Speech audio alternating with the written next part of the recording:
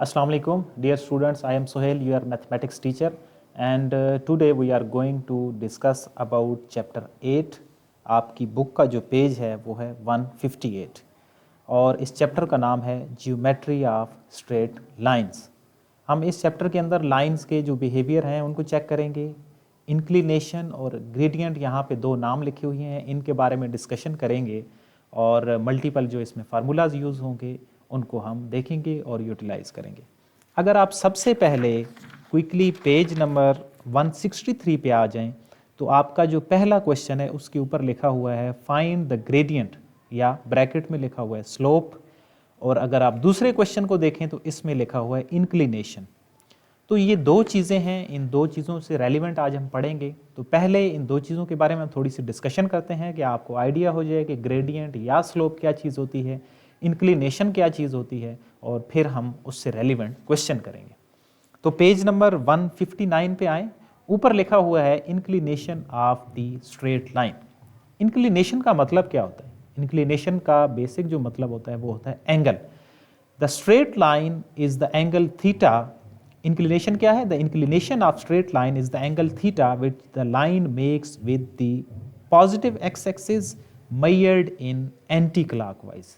ये जो आखिरी वर्ड है इसको आप अंडरलाइन कर लें, anti clockwise. This is important कि एंटी क्लॉकवाइज क्या चीज़ होती है और हम कैसे उसको मेजर कर सकते हैं। लेट्स से ये मैंने एक कार्टेशियन कोऑर्डिनेट ड्रा की है और इसके ऊपर मैंने एक लाइन ड्रा की। तो एंटी क्लॉकवाइज का मतलब ये होगा कि हम अपने एंगल की जो मेजरमेंट है वो इस डायरेक्शन में करेंगे। तो ये क्या कहलाएगी? हमारी एंटी क्लॉक वाइज डायरेक्शन कहलाएगी।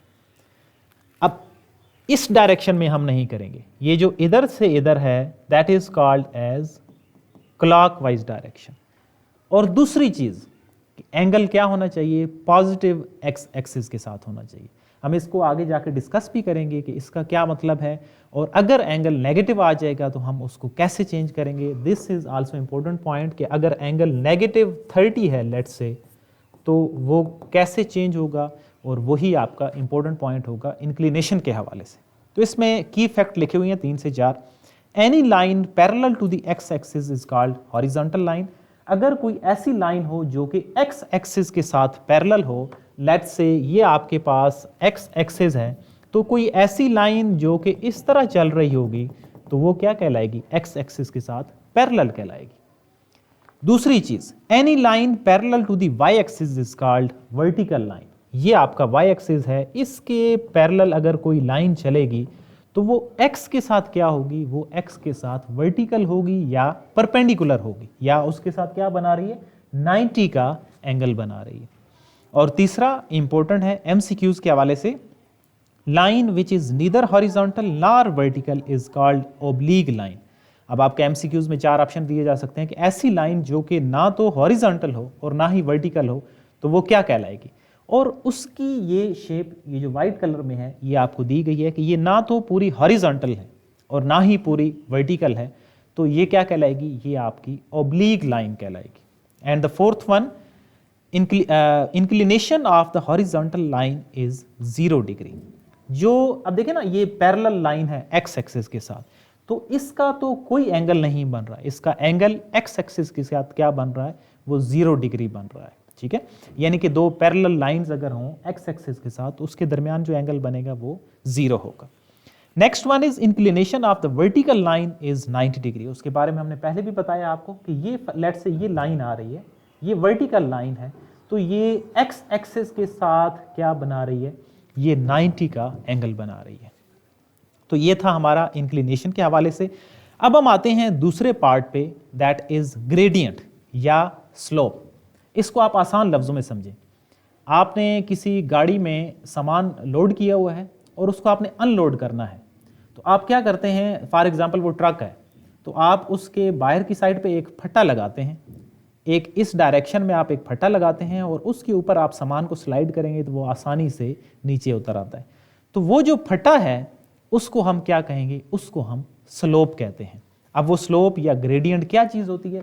इसके 3 से 4 नाम हैं, हम वो नाम यहाँ पे लिखते हैं। पहले इसको हम स्लोप भी कहते हैं, इसको हम ग्रेडियंट भी कहते हैं, इसको हम टेन थीटा भी कहते हैं और m भी कहते हैं। इन सारे नामों से इसको डिनोट किया जा सकता है।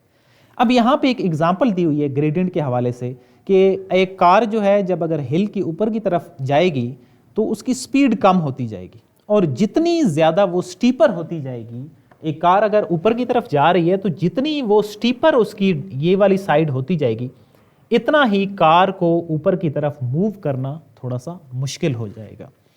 और आगे लिखा हुआ है कि ग्रेडियंट क्या होगा, gradient is ratio between vertical and horizontal line. ये लेट्स से मैं y कह देता हूं, इसको x कह देते हैं।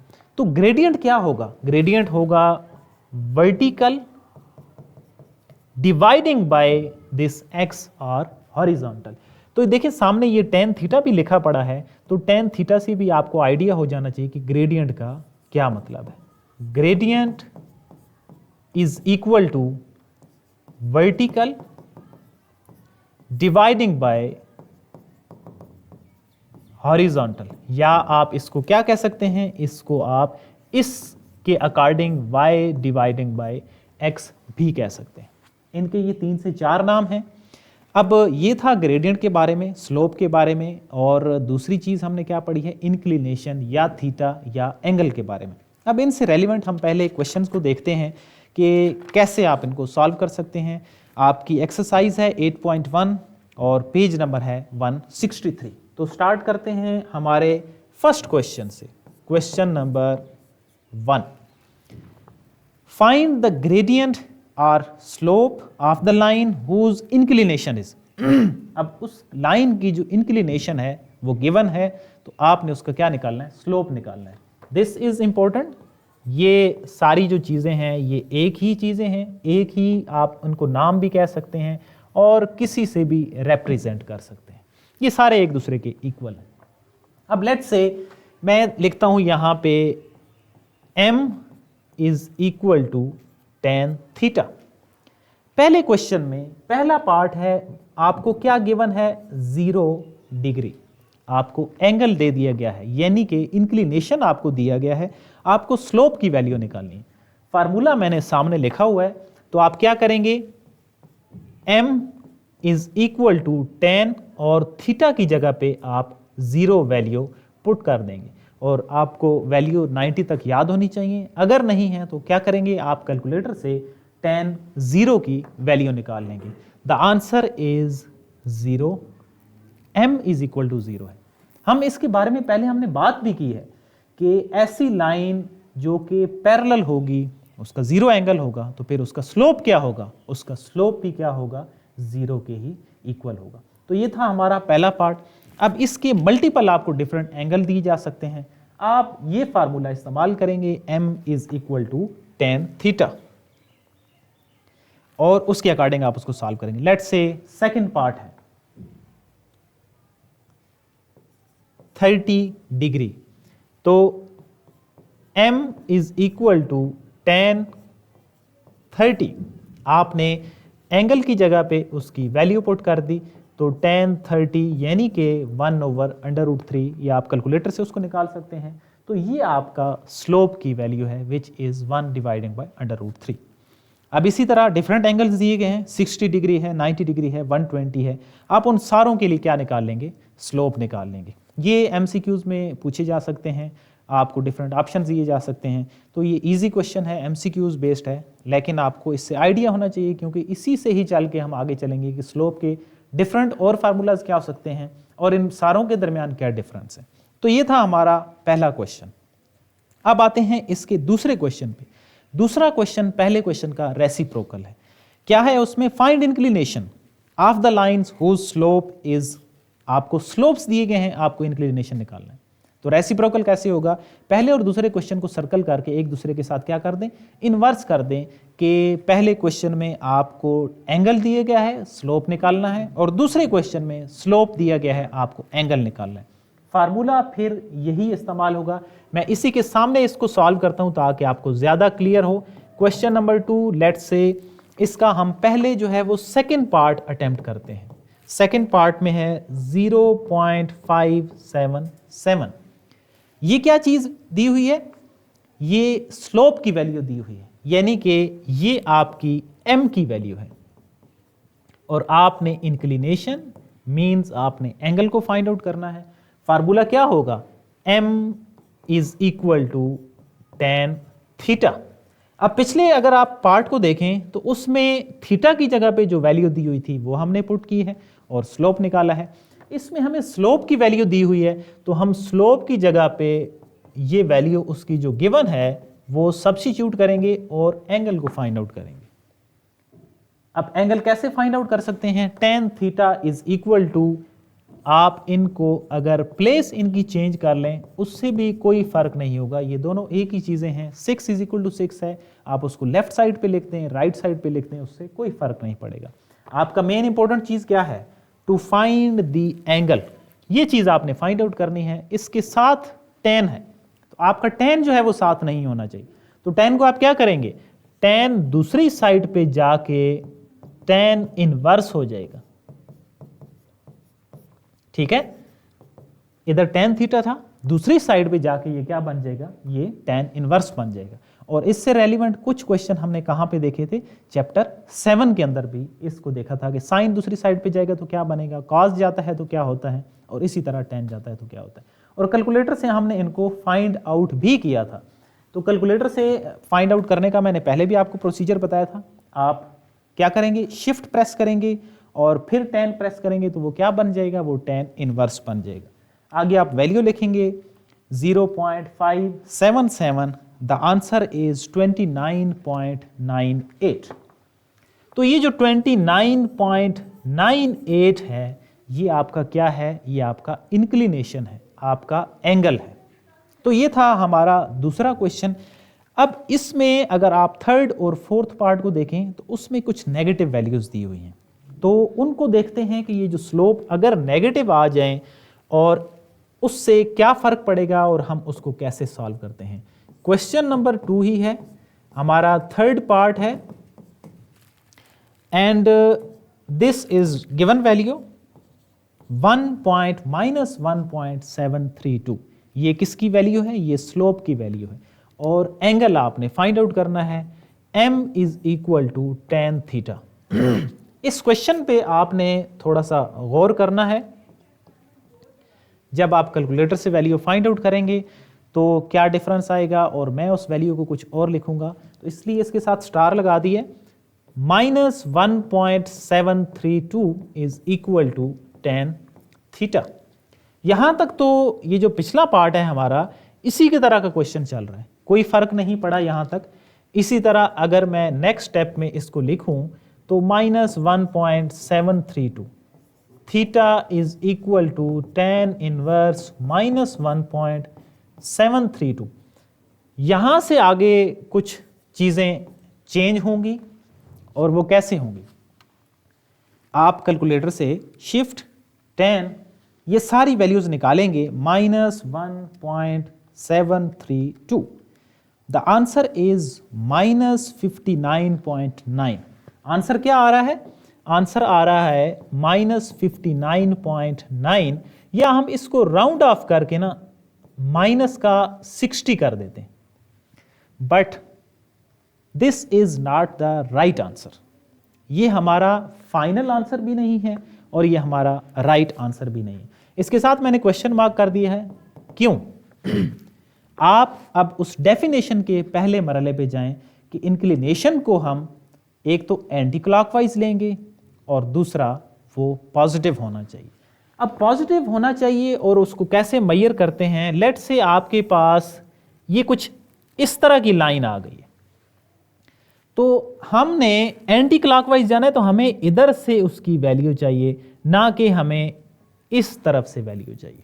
तो हमें एक्स एक्सिस के साथ उसका एंगल चाहिए और वो क्या होना चाहिए? एंटी क्लॉकवाइज होना चाहिए। तो उसके लिए हम इस एंगल को, इस नेगेटिव एंगल को पॉजिटिव बनाएंगे। पॉजिटिव कैसे बनाएंगे?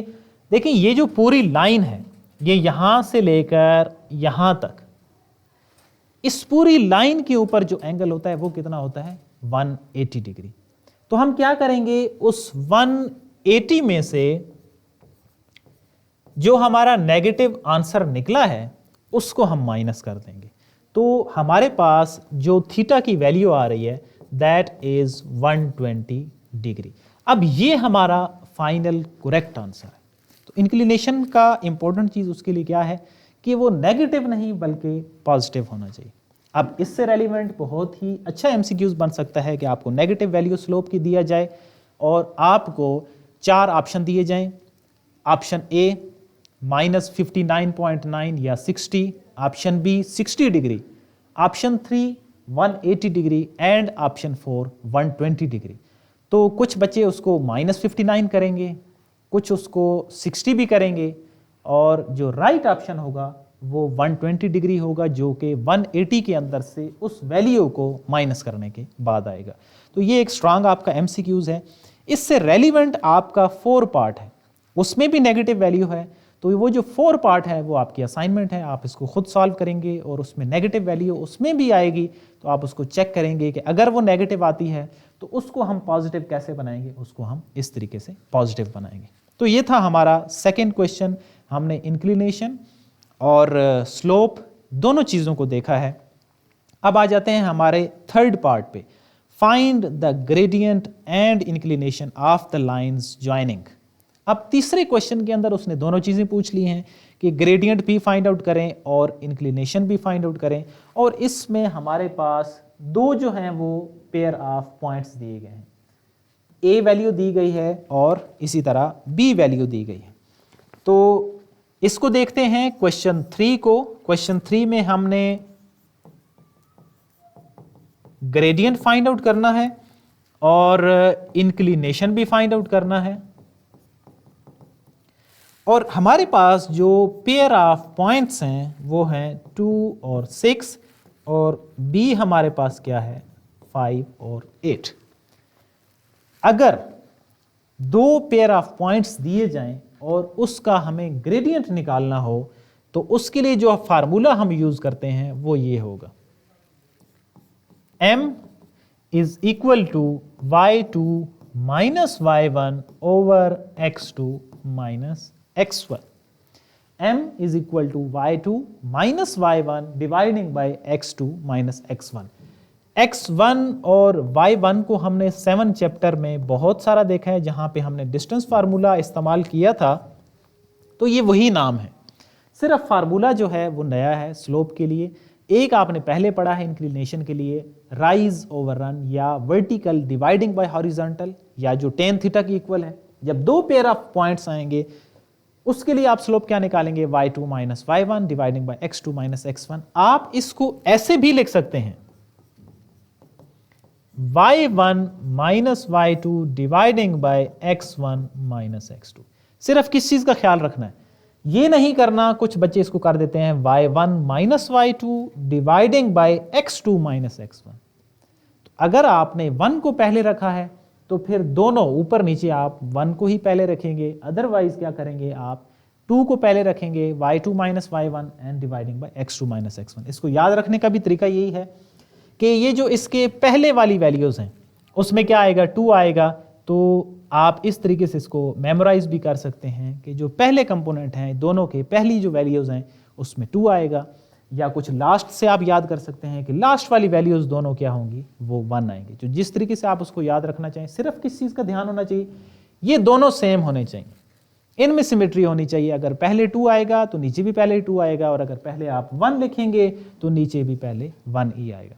तो आइए देखते हैं, अगर 2 पेयर ऑफ पॉइंट्स हो हमारे पास तो उनके लिए स्लोप की वैल्यू क्या होगी।